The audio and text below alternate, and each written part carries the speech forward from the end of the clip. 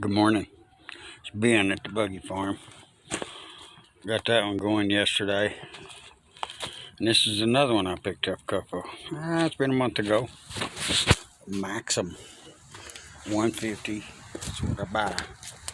And took seats out of it this morning. It's got low compression. I can turn it by hand over there.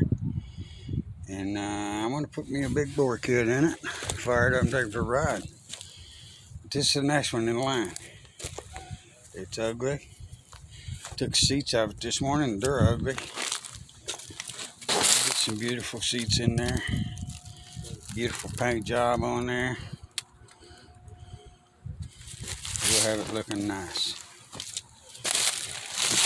And I'll give this engine area some love and it'll be nice. See the compression. Turn it with 3 fingers. Spark plug in it. No good. I'll get all this freshened up. New carburetor, new fuel valve, new electronics. And wiring is a nightmare. I don't know what all this is, but we'll get it lined out. Buggy's in nice shape. It's not rusted through. It just needs the motor fixed. Some tires, some seat, some paint. Thanks for looking.